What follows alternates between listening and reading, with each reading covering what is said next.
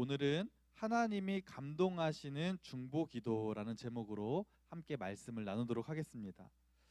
지난 2009년에 북경대학의 수 시아오징 교수님이라는 분이 계셨는데, 이 분이요 한 가지 영상을 보여주면서 실험을 했습니다. 어떤 실험을 했냐면 17명의 중국 학생들과 16명의 백인 학생들에게 영상을 보여주면서 실험을 했습니다.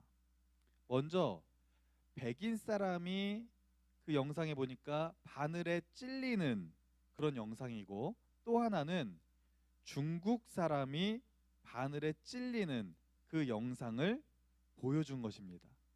그러면서 그것을 보고 있는 학생들이 바늘에 찔릴 때 뇌가 어떻게 반응하는지 그것을 보기 위해서 MRI를 찍었습니다. 결과가 어떻게 됐을까요? 백인 학생은 백인이 바늘에 찔릴 때 더 크게 반응을 하는 것으로 드러났고, 중국인이 바늘에 찔릴 때는 적게 반응을 했습니다.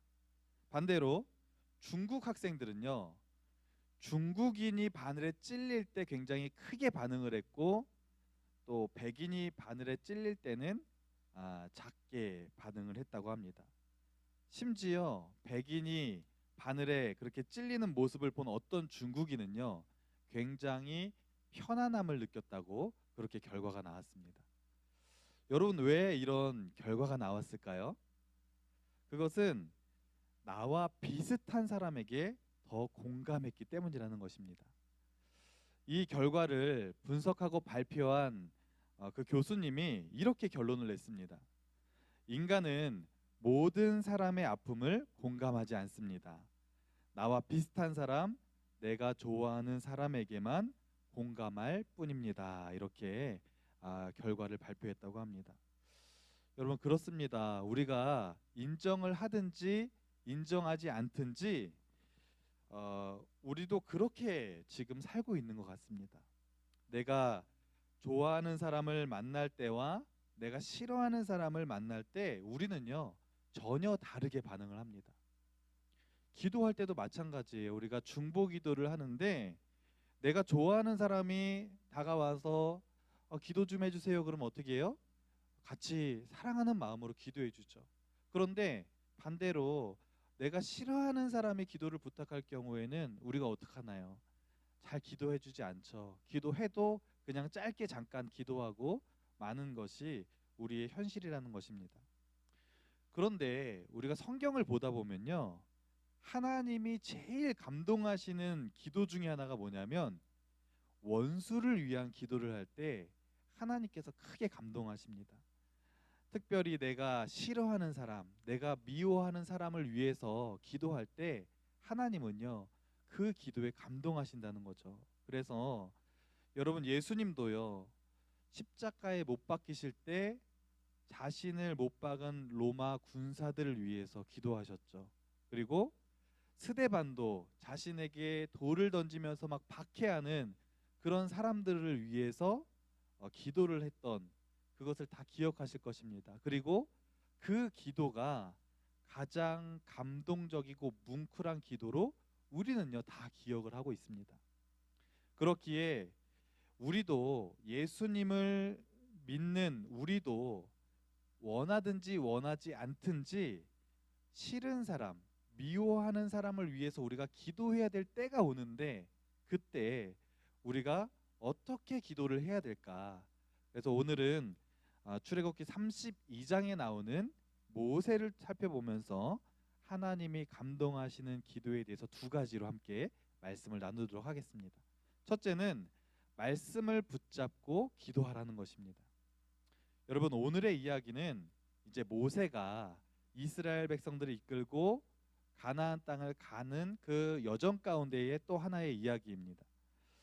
애굽을 이제 이스라엘 백성들과 나온 지 3개월째 됐을 때, 그때 모세와 이스라엘 백성들이 어디에 도착했냐면 시내산에 도착을 하게 됩니다.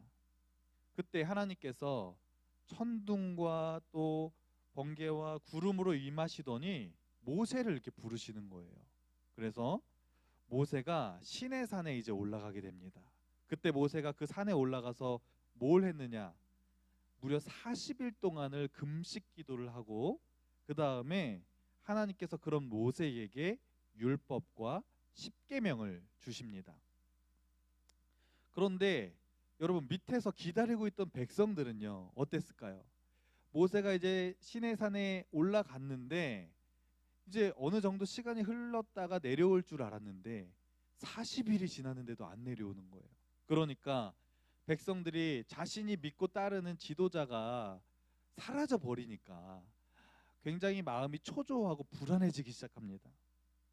그래서 어, 모세를 기다리던 이스라엘 백성들이 그 아래에서 어떤 일이 일어났는지 오늘 본문이 여기서부터 이제 시작되는 내용이 나오는 것입니다. 기다림에 지쳤던 백성들이 하루는 불안하니까 초조하니까 계속 시간이 지나다가 아론을 찾아갑니다. 그래서 뭐라고 하느냐? 아론이시여, 모세가 죽었는지 살았는지 우리가 알 수 없으니까 이제부터는 우리를 인도할 신을 만들어 주십시오. 이렇게 황당한 요청을 합니다.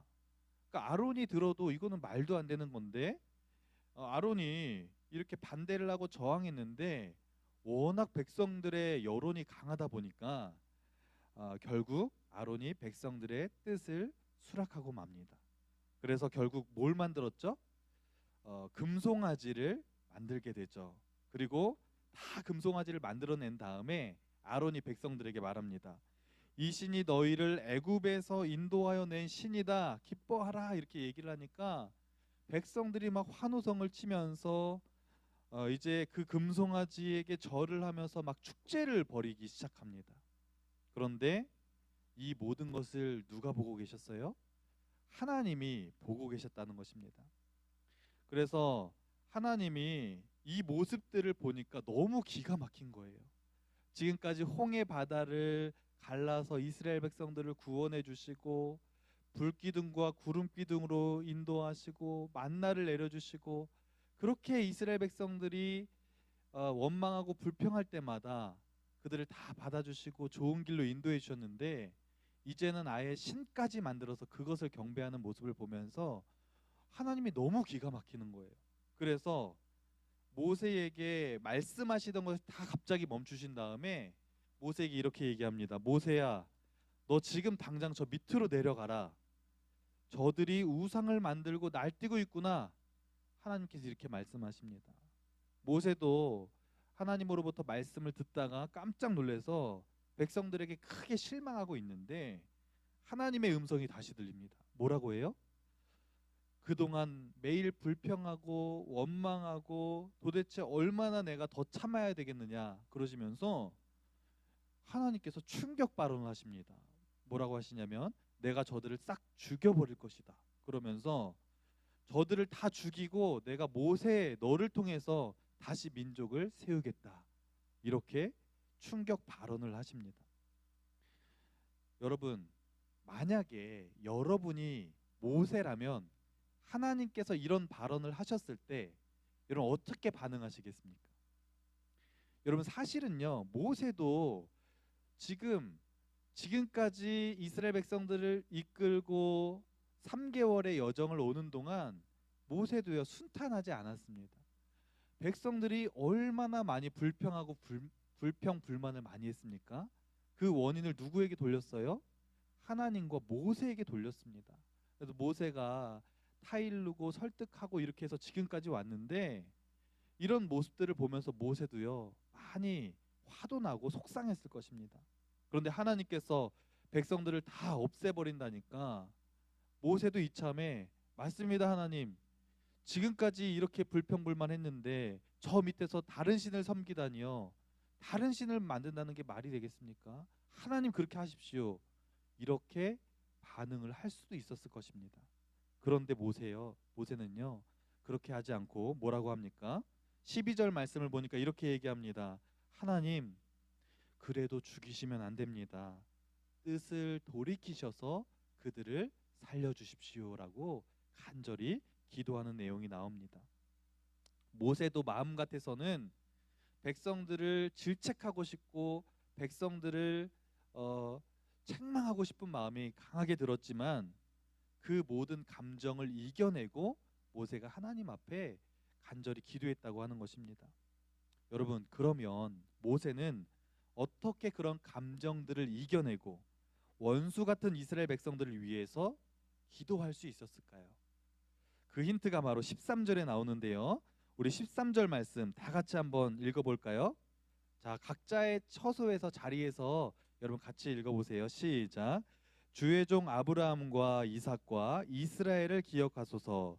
주께서 그들을 위하여 주를 가리켜 맹세하여 이르시기를 내가 너희의 자손을 하늘의 별처럼 많게 하고 내가 허락한 이 온 땅을 너희의 자손에게 주어 영원한 기업이 되게 하리라 하셨나이다. 아멘. 여러분, 모세는요, 하나님이 너희 자손을 말씀해 보니까 별처럼 많게 하시겠다, 이 말씀을, 이 약속의 말씀을 기억하고 있었습니다. 그래서 백성들을 향한 미움의 마음, 분노의 마음, 실망의 마음이 정말 마음속에서 벅차올랐지만 그 하나님의 약속의 말씀을 기억했기 때문에 모세는요, 그 모든 감정을 누르고 하나님 앞에 기도할 수 있었다고 하는 것입니다. 그랬더니 하나님께서 어떻게 응답하시나요? 14절 말씀입니다. 여호와께서 뜻을 돌이키사 말씀하신 화를 그 백성에게 내리지 아니하시니라. 모세의 간절한 기도를 들으신 하나님께서요, 그 기도에 감동하십니다. 그리고 그 뜻을 즉시 돌이키셔서 모세가 기도한 대로 응답하시는 내용이 나오는 것입니다. 여러분, 우리도 살다 보면 주변에 미운 사람들이 있어요, 없어요? 좋은 사람들만 있는 것이 아니라 우리 주변에 직장에 학교에 친구들 중에서도 정말 미운 사람이 있잖아요. 아유, 저 사람만 없으면 착한 내가 좋을 텐데 아유, 저 사람 왜 이렇게 밉지? 왜 이렇게 나를 못 살게 굴지? 이런 사람들이 있습니다.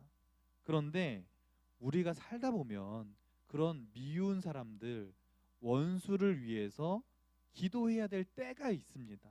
하나님이요, 어쩔 때는요, 그런 미운 사람을 위해서 기도하라고 사인을 주실 때가 있습니다. 그때 여러분, 내 감정으로는 정말 기도하기 싫은데, 정말 마음 같아서는 저주하고 싶은데, 여러분, 그때 저들을 위해서 여러분 어떻게 기도하시겠습니까? 그럴 때 여러분 마음속에 하나님의 약속의 말씀을 붙잡는 거예요.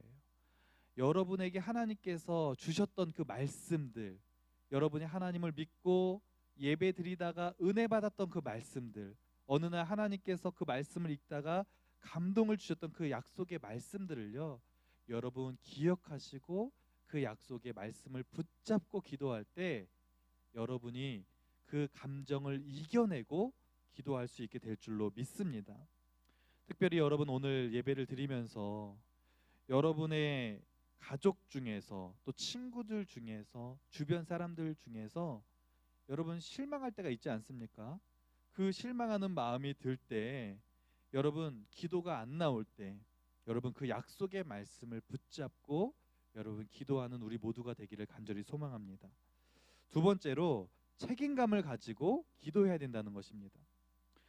이렇게 모세가 약속의 말씀을 붙잡고 하나님 앞에 기도했더니 하나님이 뜻을 돌이키시게 되죠.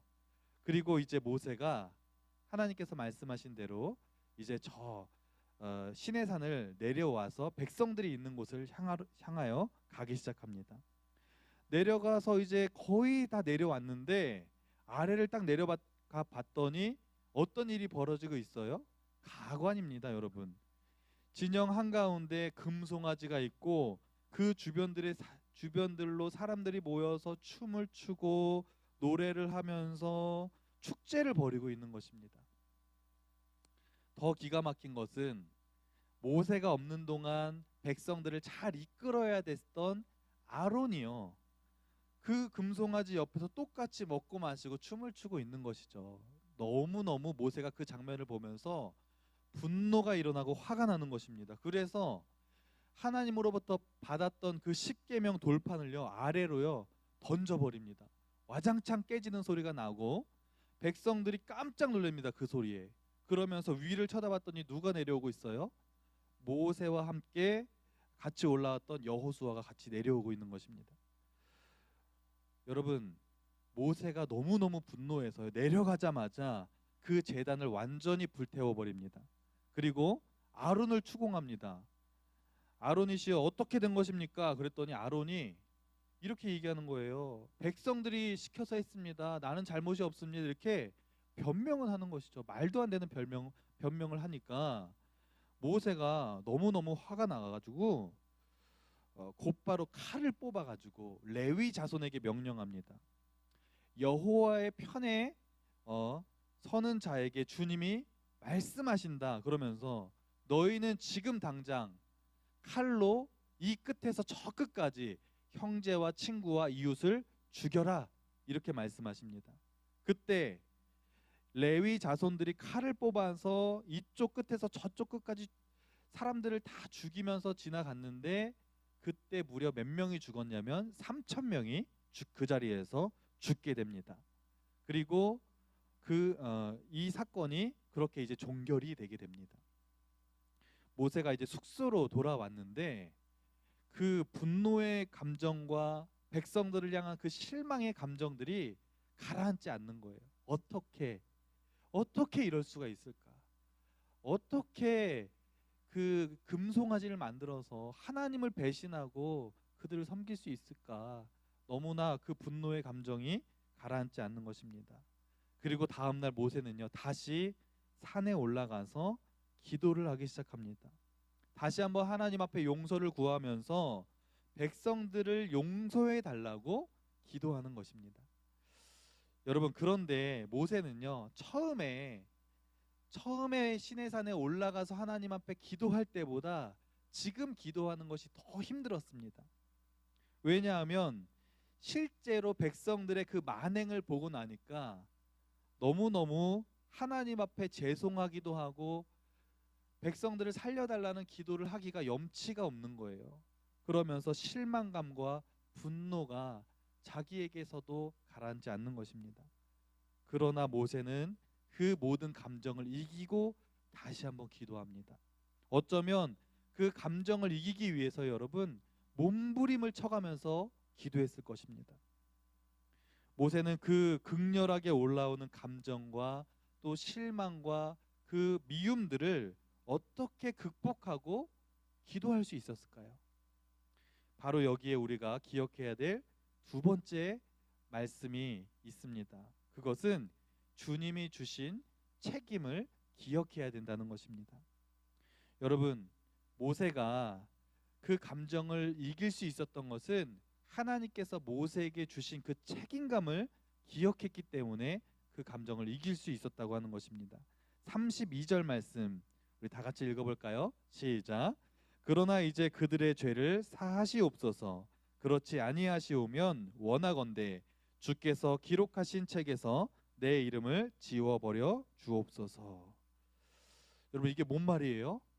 책에서 내 이름을 지워달라는 거예요. 이것은요 자기를 죽여달라는 것입니다.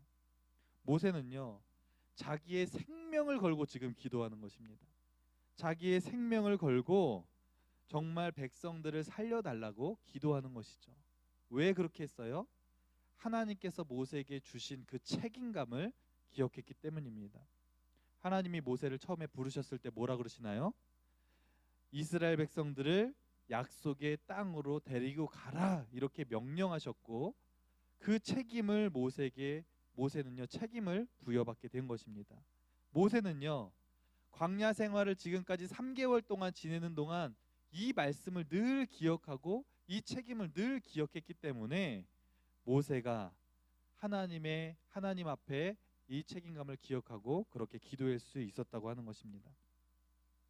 여러분, 우리도 살다 보면 때때로 미운 사람을 위해서 기도해야 될 때가 옵니다. 또 생각하기도 싫은 사람을 위해서 기도해야 될 때가 옵니다. 그럴 때 우리가 무엇으로 그 감정을 이길 수 있느냐? 그것은 하나님이 주신 책임감을 기억하는 것입니다. 이제 제 아들이 둘째가 지금 8살인데 7살 때 저한테 굉장히 대드는 시기가 있었어요. 여러분 미운 7살이라고 아시죠? 요즘에는요 아이들이 7살이 되면은 돌변합니다. 저도 몰랐어요. 6살까진 괜찮았는데 갑자기 7살이 되더니요 정말 착했거든요. 갑자기 얘가 막 짜증을 내면서 막 대드는 거예요. 아빠 싫어. 왜 나한테 그래? 막 이러면서요. 얘가 막 그러는 거예요. 그래서 너무 놀랐어요. 야, 왜 그래? 그러면서 처음에는 달래도 보는데 얘가 진정이 안 되는 거예요. 그러면서 계속 대드니까 어때요? 저도 처음에는 달래고 그러지 마 좋은 말로 하다가 계속 대드니까 화가 나잖아요. 너 일로 와 그러면서 막 화를 내고 막 저도 혼냈습니다. 근데 얘가 아빠한테도 대들고 엄마한테도 막 대드니까 부모로서 얘를 혼내는데 혼내고 타일르고 하지만 미운 마음도 들고 또 화도 나지만 여러분 그래도 아들이잖아요. 저는 아빠잖아요. 그러니까 화도 나는데 아들을 위해서 기도해야 될 책임감이 있기 때문에 제가 그럼에도 불구하고 아들을 위해서 늘 이렇게 자기 전에 머리에 손을 얹고 이렇게 기도해 주는데 그렇게 늘 기도해 주기를 했더니 얘가 이제 8살이 되면서 이제 진정이 됐습니다. 이제는 말도 잘 듣는데 여러분 그렇습니다. 우리가요 각자의 삶의 자리에서 마땅히 감당해야 될 책임이 있습니다. 여러분이 부모로서 자녀를 책임져야 될 책임감이 있는 것이고 또 학교에서는 공부해야 될 책임감이 있고 여러분이 속해 있는 그 공동체 안에서 하나님께서 여러분에게 부여하신 그 책임감이 있습니다. 남을 위해서 기도할 때 기도가 제일 잘 되지 않을 때 여러분 기억해야 될 것은 하나님이 여러분에게 주신 그 책임감을 기억하는 것입니다. 여러분도 집 안에서 아무리 가족이라고 해도 가족에게 실망할 때가 있죠. 때로는 자녀들이 말을 잘 안 듣고 자기 마음대로 막 살려고 할 때 부모로서 얼마나 속상할 때가 있습니까?